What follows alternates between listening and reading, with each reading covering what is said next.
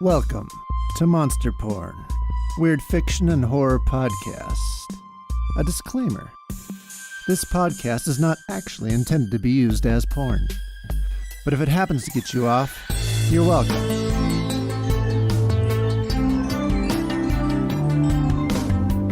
Today's tale, The Filth Liquor, by Matt Cummins.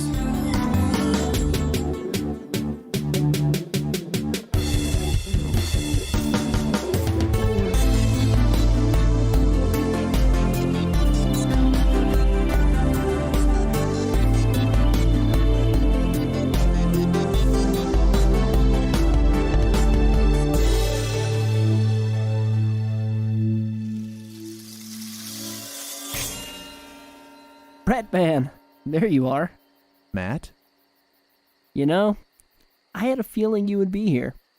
You did? You trudged 14 miles up the side of the mountain in a rainstorm with recording equipment because you had a feeling you could interrupt my meditation in a location I told no one I was going to? Well, yeah. I mean, at first, I had a feeling you'd be in the musty section of the library that has all those really old books with the crazy letters in them, but you weren't. Then I had a feeling you'd be in the cemetery conducting your kick-ass arcane rituals like you like to do after tea, but you weren't there either. And then I had a feeling you'd be consulting the wisdom of the river beast, and you weren't there. And then I knew that if you weren't in the library, or in the cemetery, or consulting the river beast, you'd totally be up on Thunder Mountain, meditating with the spirits. Well, you weren't wrong. And I do like to do my arcane rituals in the cemetery after tea. You got me. But what in the world's going on, Matt? And, oh, you brought your, thing. Brett, dude, once again, it's called a teacup pig. My wife adores it. The kids adore it. And it has a name, and that name is Buggles. It? Does it have a gender? I don't know, Brett. I didn't check him for sausage. Get it? But, anyways, check it out. From nowhere, I got struck with this inspiration, and I wrote a story. I had to bring it up to you to get it down for the podcast. Is that pig smiling? It looks like he's smiling. Is he a he? And, can pigs actually smile? That one is. It's creepy. Uncomfortable. Now he's smiling at me like that Weinstein guy smiles at a kielbasa. Look, I'm glad you got a story for Monster Porn.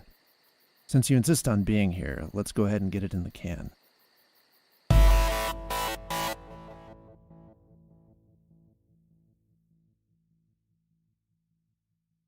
The warm tingling sensation was giving way to a burning panic. Oh God, it's gonna happen, the boy thought as he watched the teacher pointing at the chalkboard with a yardstick. She was saying something about subject and verb agreements, but he couldn't focus. He had to go, and when he gotta go... Larry, you seem not to be paying attention again. You must have the answer in mind, the young teacher said emphatically, hitting her yardstick against the chalkboard where some words were written. If this happens, I'll never survive to see the 5th grade. Lord, please, Larry was praying. Of all the things that you could do in elementary school, this was the one thing Larry knew he would never outlive if it happened. Haven't you, Larry Tumbleson, are you paying me any mind? The teacher was saying his name, and the other kids were staring. Some were beginning to giggle. His face was no longer just a shade of red, it was purple. Sweat was beading on his forehead. If he didn't make a run for the door, it was going to explode out of him. Mr. Tumbleson, I've had just about enough of you, she lectured on and on. Can't you see I'm in pain, you fat bitch? Larry thought as he nearly lost control. He thought it was going to start happening, but then there was a moment of relief. That is when Larry decided to take his chance and run for it. He popped out of his desk and flew past the teacher, who struck him on the rear with a yardstick as he juked by her. A fart popped out of him on impact, and he had to reach his hand back and apply pressure to keep it in. He laughed a nervous, purple-faced gasp of laughter as he pictured the little Dutch boy with his thumb in the dike. The whole classroom erupted into laughter and then disappeared behind him as he pulled the door closed. Down the hallway, his stomach squeaked and groaned as he passed gas loudly. The open doorways corralled the sound, and in his wake he left a series of classrooms turning and asking each other, "Was that you?"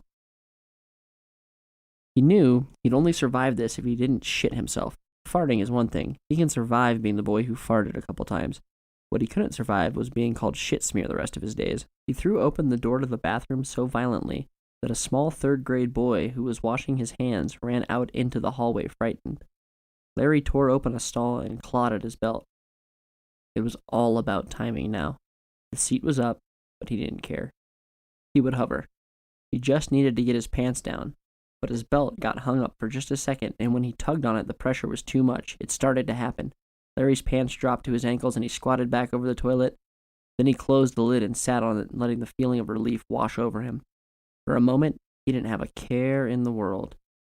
If this were a movie, I would be smoking a cigarette, he thought and smiled. It was then that he began to hear the sound coming from the corner stall at the end by the wall. No, someone hurt me, Larry thought, and all of the fear and anxiety about what had happened rushed back over him. Not only had they heard him passing gas, but also someone had heard him going that loud, that freely. The whole school would know if they didn't know already.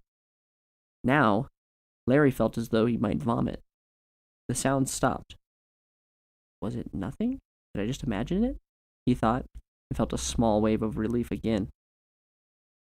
Hello? He said. If someone responded, at least he would know, and not have to live with the suspense. But there was no response. Not one of words, anyhow. Something moved closer. It was 2 stalls away. Then it moved closer.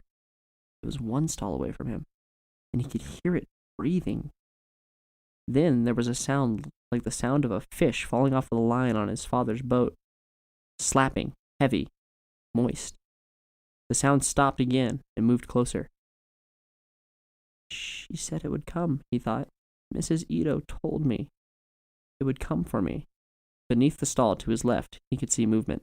Slapping, heavy, moist. It was like a thick piece of raw steak falling onto the floor, just to be picked up and dropped again. Larry rushed to pull his jeans up, and that is when he felt it slither across his legs and against the back of his pants. A smell like that of freshly cut lemon filled the air, and he screamed.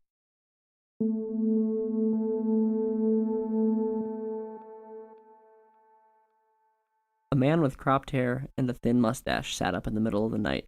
His face was red and his sheets were soaked. It's just a dream, he told himself. It was just a dream. Now go back to sleep. But no sleep would come. Larry dragged himself out of bed and decided that if he couldn't sleep, he would work out.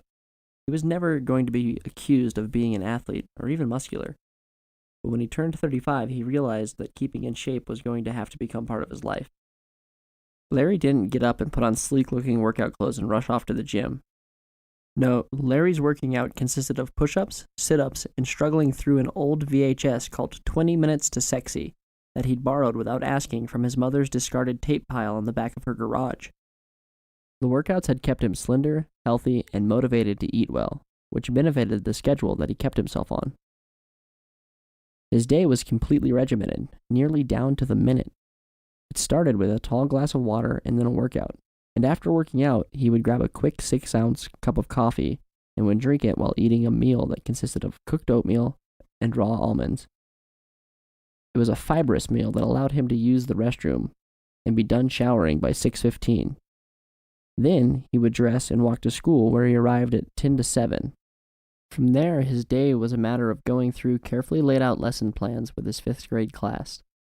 Any personal business he needed to deal with could be taken care of at the 15-minute morning recess, the half-hour lunch break, or the afternoon recess. If he ever had to run home during lunch, he could simply walk half a block and he was at his house. Larry's life was unusually hygienic. If he spent any extra time in his classroom, which he did, it was to clean. Cleanliness and organization wasn't close to godliness. It was God. No exceptions. He could still hear the voice of his mother's maid, Mrs. Ito, as she berated him. Pick up after yourself, you funny little boy. Your mother does not know what you are, but I do. If you aren't clean, it will come for you, she threatened. That was how she always referred to Larry. She said that he was funny, and though he never understood what she meant, he did know that she didn't find him to be humorous. Larry had been terrified of her, and he saw her every day for years. When he got to the school, he had time to write what he needed to on the board, and then take a quick 5-minute break for a miniature vacation. It was something his childhood therapist had often told him to do to prevent stress. Most people, he imagined, would envision themselves on a beach somewhere drinking nearly fluorescent-colored drinks. Larry imagines himself in his mother's house. When he was a kid on the night before Christmas, it wasn't really a vacation spot, and Larry knew that. But the thought of a home on the holidays soothed him in a way that nothing else could. That was before his mother had hired that wretched maid and her wretched stories that had scared him half to death on a daily basis. That was before that awful day at school when he'd had the stomach flu. After 5 minutes, he opened his eyes and the bell rang. The kids came in. Everything was on schedule. It was a Wednesday, and by this point of the week, the kids were a little unruly. They were antsy from already having spent a couple of days in their seats, and that was compounded by the fickle notion that the weekend would never come. Larry finished penciling in his roll call sheet and then moved on to the lessons for the morning. It was a light bit of science about ozone depletion, and he didn't linger for very long. He'd planned his days so that Wednesdays were a little more active. Today they were taking a break for show and tell. The 3 kids scheduled were Brittany, who would undoubtedly present an article of clothing, Braden, who would show off flies he'd tied for fishing, and Tommy Milner. God only knew what Tommy would do. This was his first time being allowed to do show and tell since the very first week of school, when he'd brought a ball python named Killer and made the class watch as it devoured a rodent. Larry would have stopped him, but he was frozen in shock. Larry was terrified of snakes, and the class had known it. Where Tommy had managed to hide the pet all morning, Larry didn't even want to know. He just sat stupefied at his desk and waited for the horror to end. Then he went and got old Joe, the janitor, to take the snake and hold it until the end of the day. Brittany stood up and showed off a new pair of shoes that her mother had bought for her on a trip to New York. A few of the girls gossiped jealously. Braden showed off his hand-tied flies for fishing, and only a handful of students even bothered to pretend that they were interested. This isn't working, Larry thought about his attempt to liven up the classroom on Wednesday. But as Tommy approached the front of the class, the whole class sat up in their seats and leaned forward. Larry shouldn't have been surprised. He could feel the suspense himself. Today, Tommy was wearing a black leather jacket that had spikes and huge silver zippers running all over it. The dark jacket contrasted with his white skin and splotchy freckles and made him look like the caricature of a bad boy. Once he stood in front of the class, he unzipped the jacket and pulled out a black cylinder that had red tissue paper sticking out from both ends.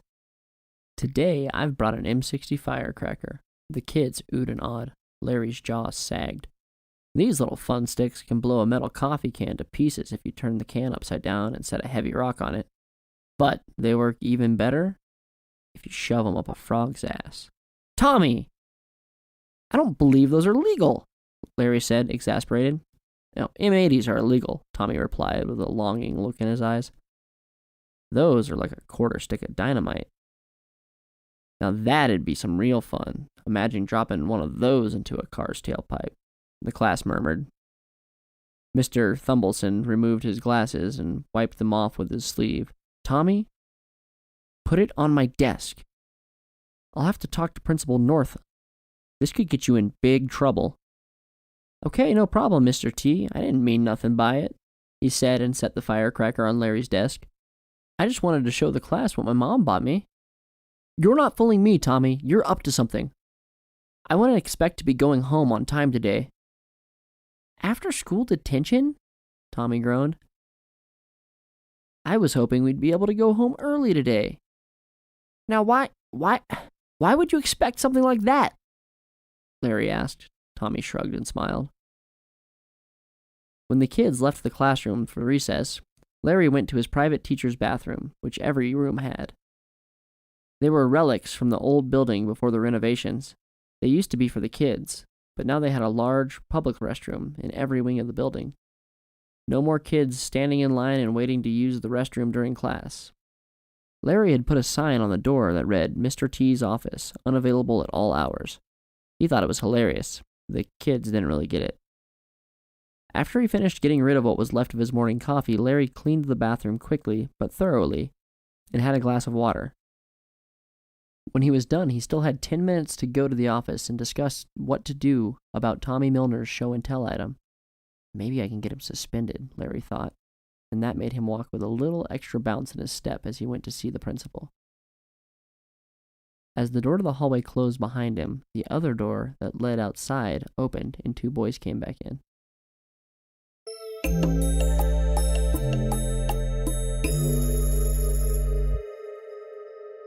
Larry was showing the firecracker to Principal North when there was a muffled pop that came from the direction of his classroom. A moment later, the fire alarms went off, and all of the children were ushered outside. No, kids, this time, it wasn't a drill. Milner, Larry thought as he went outside and got a head count of his students. He made sure that he had all of them, and surprisingly, Tommy was still there and looking confused, just like the other kids. Joe came out and walked towards Principal North. That is when Larry met him. What happened? Not sure, Larry, but it's in your class. Something blew the toilet in half, Joe said. He explained that there were some flooding problems and that the sheriff was on his way. A few moments later, Larry found himself talking to Principal North and the deputy sheriff. He had Tommy held next to him tightly by one arm. Sheriff, can I ask what happened? Larry asked just to make sure he knew before he accused Tommy. Well, mister, he glanced at the name tag. Thumbleson, is it? The P-trap in one of the restrooms was blown wide open. Somebody flushed something explosive. Did it look like this? Larry asked as he pulled the M60 out of his pocket and shoved it into the sheriff's hands. Well, it's hard to say. But I'm not sure that'd do it, he said, and then he looked down at Tommy. Is this his? Tommy looked scared, and Larry felt a moment of triumph seeing that look, however brief, on Tommy Milner's face. Then Tommy said sheepishly, It wasn't me.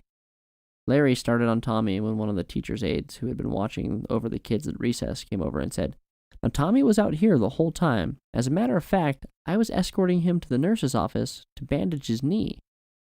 As the aide spoke, Larry looked down and saw Tommy grinning at him. Larry stepped forward and tried to grab Tommy by the shirt. The surprise on Tommy's face told Larry that Tommy hadn't expected this. Larry loved seeing that little motherfucker looking like he was about to shit himself. But then the sheriff stepped forward and caught Larry. What are you doing, Mr. Thumbleson? The sheriff asked, looking at Larry with caution. Tommy, he was... Larry stammered. Tommy was no longer grinning, but instead had stepped behind the principal and was looking at Larry with large, scared doe eyes. Tommy did this, Larry said. But whatever happened, Tommy Milner was involved, Larry said again emphatically. The kids in Mr. Thumbleson's class were let home for the day while the mess was cleaned up and the plumbing was repaired. Before they were allowed to leave, every child in the 4th grade class was questioned, even those from Mrs. Melling's class. No one saw who did it, and everyone had an alibi except for Alex, who was at home with the flu, and 2 boys absent from Mrs. Melling's class. Bud and Cole, Tommy Milner's best friends.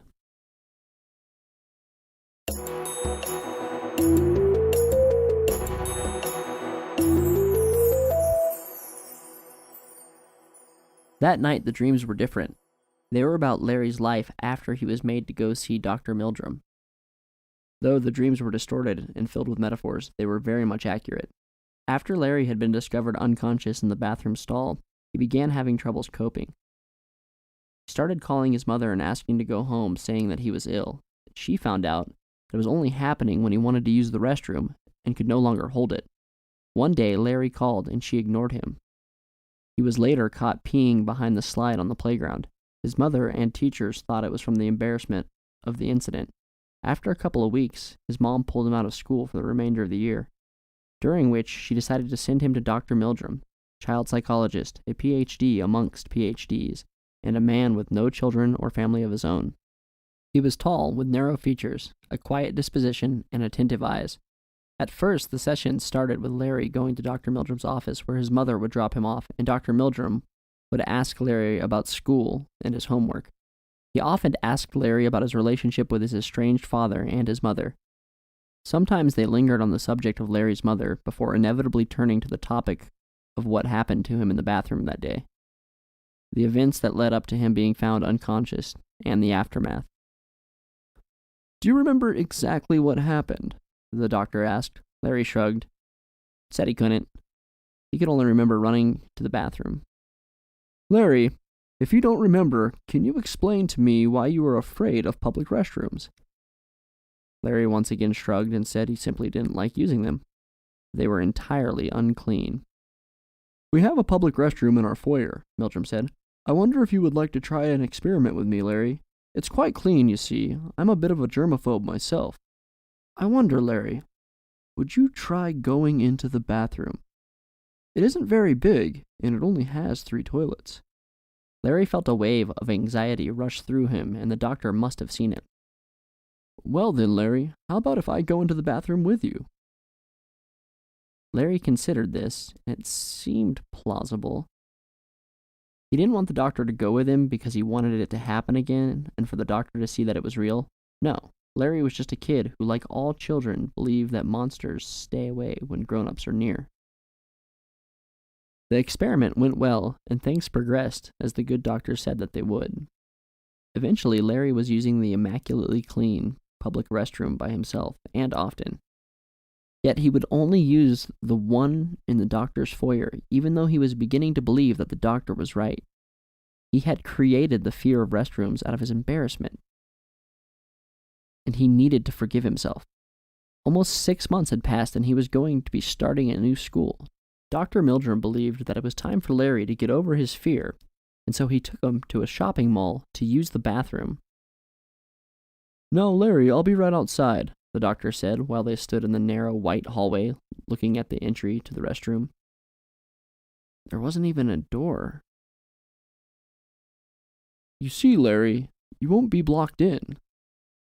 Is it clean in there?" Larry asked.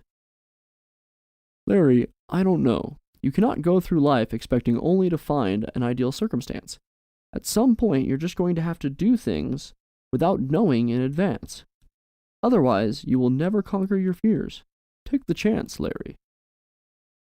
Larry nodded, but he never really told the doctor what he thought it was that he'd seen that day in the restroom. That thing that he had seen moving beneath the stall and felt brushing against him. In his mind, it was as real as he and the doctor were. He turned towards the door and went in. He could hear the doctor giving his support and approval behind him, which helped a little.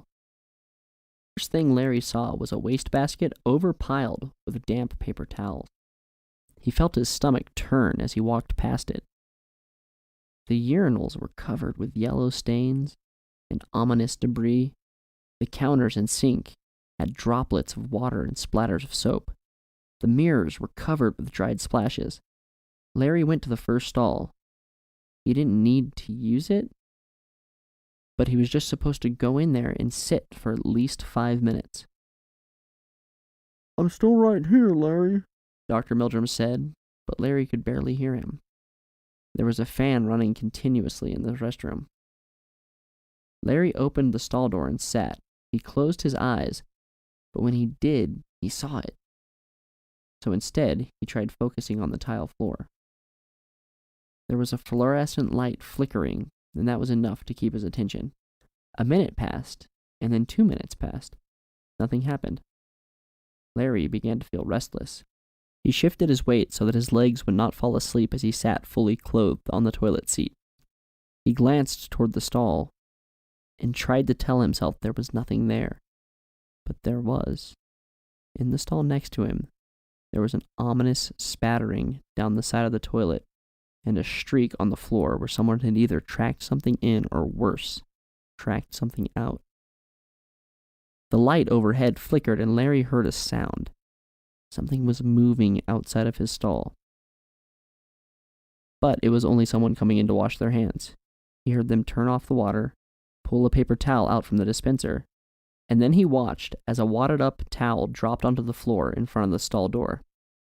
He checked the stopwatch that he'd been sent in with. He had less than 2 minutes left. He stretched his legs and tried to relax. For a moment, he felt like he was going to be okay. The fear was subsiding, and he decided to look around the stall. There were messages drawn and scratched into the silver metal. Most were just poorly spelled swear words. But there was one that stood out to Larry. Someone had taken the time to write a poem in black marker. Here I sit, so broken-hearted, tried to shit, but merely farted, so one day I took a chance, tried to fart, and shit my pants. This made Larry laugh. It was a tight and nervous laugh, but it was partially one of relief. If he could laugh in a stall, then he could probably use one, if he absolutely had to. With 30 seconds left to go, he decided to look for more pieces of graffiti to read. His eyes latched onto a poorly scratched picture of some kind of monster with a giant tongue. Below were the words, "Beware of the filth liquor." Larry blinked, and what he saw instead of any intelligible words was a nest of scribbles over what looked like the F word. The drawing was nowhere to be seen. He sat back and rubbed his eyes, but when he closed them, all he could hear was Mrs. Ito's voice telling him, "It comes for you, unclean, funny little boys, when you do unclean things. If you do not watch yourself, it will come for you and your filthy ways, Larry. The filth liquor is always watching." After 7 minutes passed, Dr. Mildrum decided he needed to go and check on Larry. What he found was Larry unconscious on the floor. Next to him, he found 3 completely clean stalls that were covered in a sweet-smelling film that Dr. Mildrum decided was the hand soap out of the dispenser. In his opinion, Larry had suffered some sort of obsessive-compulsive episode and went on his own cleaning spree before passing out from his anxiety over the dirty restroom.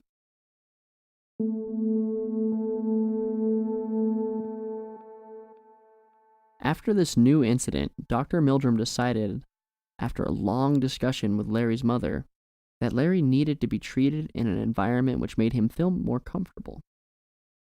He suggested taking Larry out of school and homeschooling him for 1 year under Dr. Mildrum's own guidance. This went on for 3 months. Once a day, Dr. Mildrum, who his mother called Alan, came over 3 times a week to check on him. "You can tell me your secret, Larry." "I've already guessed it," Dr. Mildrum would say, but Larry never understood what he meant. "Other little boys play in the dirt, Larry. Don't you find it funny that you'd rather decorate your room than watch a cartoon?" Then, one morning, Alan was there when Larry woke up, and he was having breakfast with Larry's mother downstairs. It was then that Larry decided he was going to have to go back to school. He found ways to not have to use a public restroom. He altered his eating and drinking habits so that the only time during the day he had to use the restroom was when he was in the locker room during gym class, and it was full of other boys. He did this from middle school to high school without fail. Then, once he had to go to college, Larry decided to go to a community college so that he didn't have to live in a dorm. His whole life was planned in this way, and that is why he became a teacher. Everything was done by a prepared schedule. He found a house that was next to the school that he worked at, and being hired with a school that had a private restroom for a teacher was just a bonus. If it had worked out another way, Larry would have made plans for it. Larry woke up feeling sore and tired. He rolled out of bed and had a glass of water before working out. His head and shoulders ached, and his lower back felt tense. After working out, he felt like going back to bed and calling in sick. If it weren't for the possibility that he would have missed something with Tommy, that little fucker needed to pay. He slurped down his coffee quicker than usual, and on his way out of the door, he had to grab a napkin to dab the sweat off of his forehead. Larry didn't consider the fact that a wicked flu had been going through some of the kids in the lower grades lately. I probably didn't cool down long enough after my workout, that's all. I'm too distracted, he thought. He got to his classroom at 5 to 7 and hardly even realized that he was later than usual. There was a note on his desk. "Larry, come see me before school starts. Olivia North. "Just how I wanted to start my morning," he said to the empty classroom. He went over to his bathroom and opened the door. He peeked in just past the yellow police tape that had barricaded him out and saw the toilet was laying on the floor in pieces. "It looks like a shattered monument, a desecrated temple," he thought. "There it sits, so broken-hearted, tried to shit, and the toilet parted." Larry thought, but he didn't find it funny. That little white trash piece of shit Milner was responsible for it, and Larry couldn't wait for him to get charged with a real crime. Larry found his trip to Mrs. North's room to be anticlimactic. "I think it's Tommy, too," she said. "But the police are involved now, so we need to let them work. Remember, Larry, he's innocent until proven otherwise. I know you think that the graffiti on your car last year was Tommy, and you're within your rights to be sensitive about it," she said. Larry didn't understand what she was saying to him or why she was giving him such a sympathetic look. "Sensitive about the drawing? Wouldn't you be pissed if somebody spray painted your car?" he asked. "Oh, well, of course. But it was more what was painted, right?" Mrs. North said. Larry didn't quite understand. Someone had spray painted 2 pink male stick figures having intercourse with the words "Mr. Funny Man" written above them. Larry left the office confused. Innocent until proven a little cunt bag, Larry thought as he smiled to himself. Tommy was going down. He knew it. Larry realized as he walked back to the class that he felt a little cold and clammy. Maybe the heat had been turned off while they dealt with the vandalism in his bathroom. Class ran smoothly that morning. Tommy showed up and was dressed nicely. Larry had only seen Tommy dressed like that in picture days, and he thought that he was probably trying to look the part of a good boy. Larry made sure to call on Tommy often that morning, and surprisingly, he answered the questions in a respectable manner, and his answers were often correct. There was an occasional smile, though, a smug little smirk that let Larry know that Tommy knew what he was doing. "That little shit is laughing at me," Larry thought. Larry could imagine Cole, Bud, and Tommy standing around the soda machine between classes, as they sometimes did when they wanted to bully other kids out of their spare change, and Tommy bragging about how that dopehead Mr. Tumbleson would never catch him. That is when it clicked with Larry. And it seemed so obvious. Cole and Bud had been absent the day before. Tommy had set the whole thing up. He had played Larry for a fool. Kids went back to recess, and Larry found himself in Mrs. North's office to tell her of his revelation. "Larry," she sighed, peering up over the rim of her spectacles, "the boys were at home with the flu. Both of their mothers called." How can she be so thick, he thought, but only managed to sigh out loud. He realized that Mrs. North had already moved on, and that is what she was expecting him to do until the police came to their conclusion. "I think we should be more concerned about something of this magnitude happening in our building," he said sharply. "Do you find me to be unconcerned?" she asked. "Larry, I'm very concerned. I'm just not concerned with pinning it on my most troublesome student without giving him a chance for due process. And I don't want another word about it unless you have some evidence, because right now it doesn't look like we'll ever find out who did it."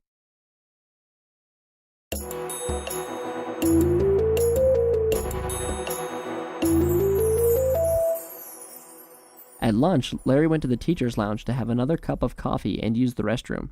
The coffee was the cheap off-brand that Mrs. North requested they switch to so that they weren't spending their budget on frivolities.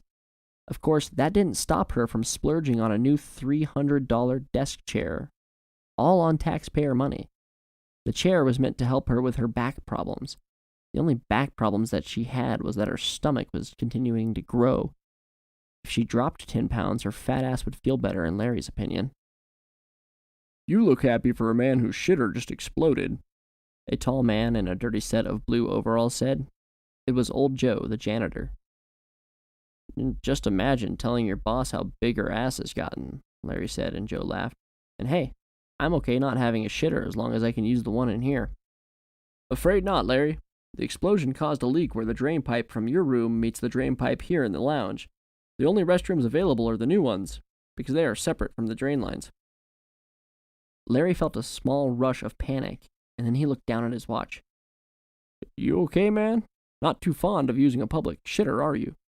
Not in the slightest, Larry said. I gotta run. Larry went and put his coffee on his desk, and then he ran out of the front double doors of the school. He walked quickly to his house, and was relieved to use his restroom. He rushed out and back to the school, and for the first time he was late to class. It was also the first time that he'd ever used a bathroom without immediately cleaning it.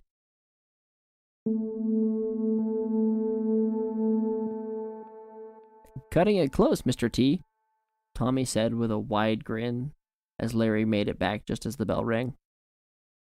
Larry did his best to ignore Tommy. You're going to get expelled, you little shit. Maybe even sent to the juvenile detention center, Larry thought, and it made him smile. This smile seemed to confuse Tommy, who went back to his desk, barked an insult at the boy next to him, and then folded his arms beneath his chin. He sat staring at Larry with a pouty look on his face that made Larry smile even more. Larry took a drink of his coffee and began with his afternoon lessons. This coffee tastes odd, Larry thought. It had a chocolatey quality to it. Mrs. North was always buying different coffees for the lounge, and none of them were ever very good. Somewhere between talking about George Washington and the last battles of the Revolution, Larry felt his stomach cramp suddenly. He actually leaned over a little bit and placed the palm of his hand on his desk to steady himself. You okay, Mr. T? You don't have the flu, do ya?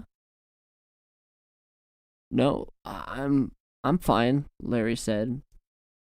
Now that he thought about it, he had been feeling a little off. But his stomach had never cramped like that before. He turned back towards his dusty old chalkboard and started to write the words Battle of when his stomach cramped again.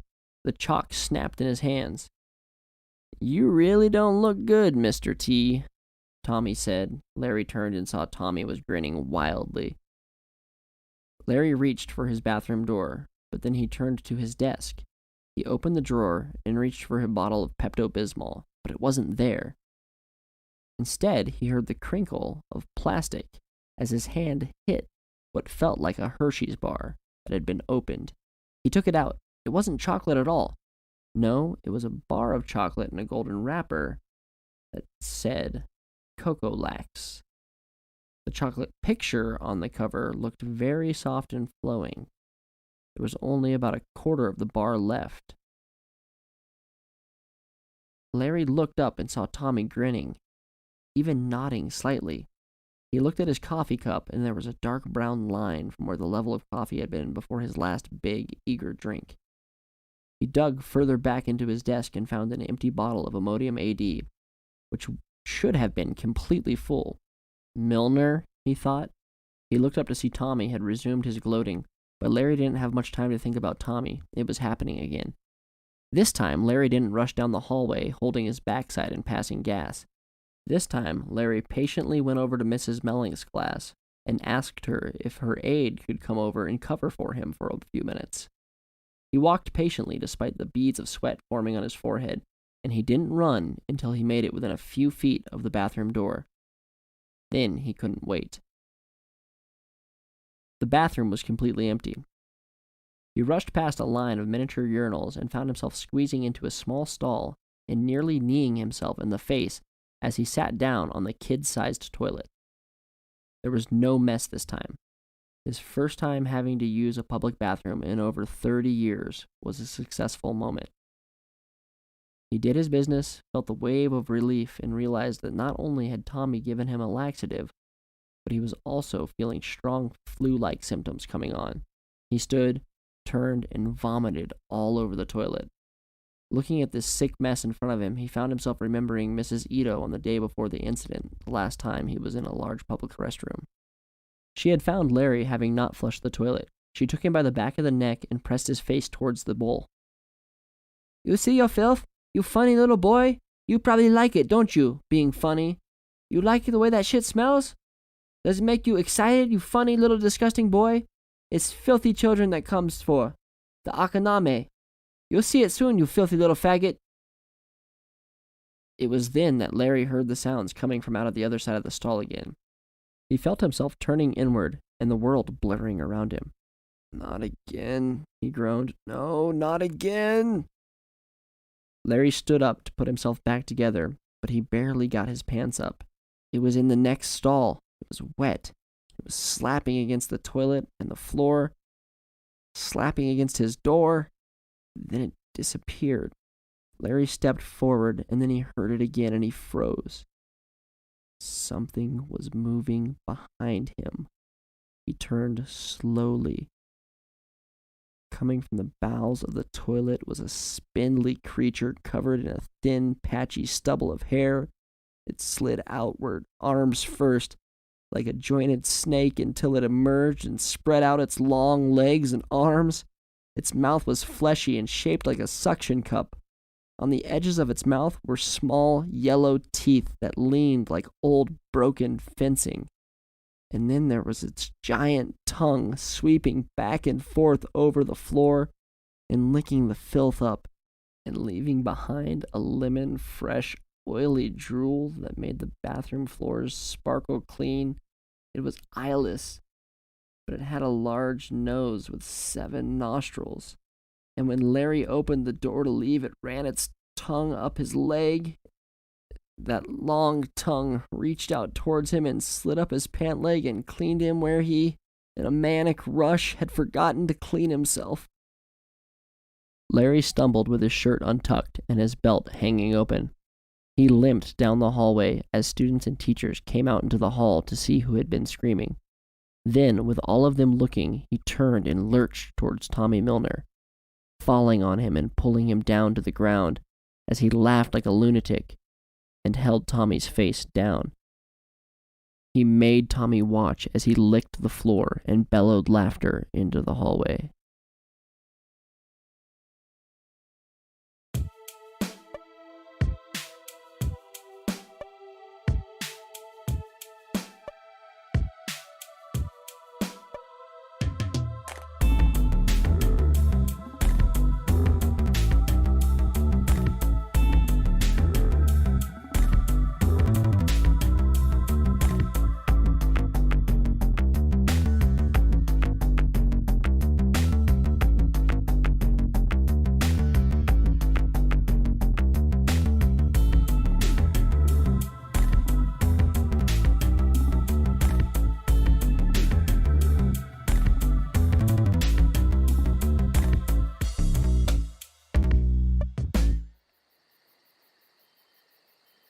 You wrote a very courageous autobiography, Matt. Brave is the word. Dude, that was not an autobiography. No demon tongue has ever tickled its way that close to my... Your pig's eyes just twinkled. What? Ouch! Puggles, you little shit! I mean, no biting, cutie. Bad piggy poo. I know you miss mommy. Sorry, Brett. What were we talking about again? Butt tonguing, I guess. Oh, right! So what did you think, Bro Hotep? Oh, hold the phone. I think Puggles needs to go potty. Here you go, Pugs. Aren't you afraid he'll run off? No, he won't. He follows me everywhere I go. Last night I woke up and he was standing on my nightstand. Just staring. Anyways, so I got up early and that's when I wrote the story. I am glad that your inspiration to write has returned, Matt. It's strange. Just this morning I was also struck with the desire to pick up the pen. Pen? What century is this? I don't know. I forget sometimes. Dude, if you actually read something that was written in the century, typed and not scrawled in blood. Yes, but why? Are you saying I should read the Harry Potter? That man-child is a hack. Watch it, Brett. Hogwarts is a holy place. Well, what did you write? As I meditated this morning, I found myself awash in a river of the sights and sounds of this cosmos that surrounds us. And I beheld the shadows that the light casts off. What in the fuck are you talking about, Brett? Shadows, Matt. Shadows shall be brought to light. Shadow people and the cult that hastens their coming. Oh, I got you, Brohemoth. Shoot me a text. Or Owl, Raven, whatever you use. When it's ready, dude.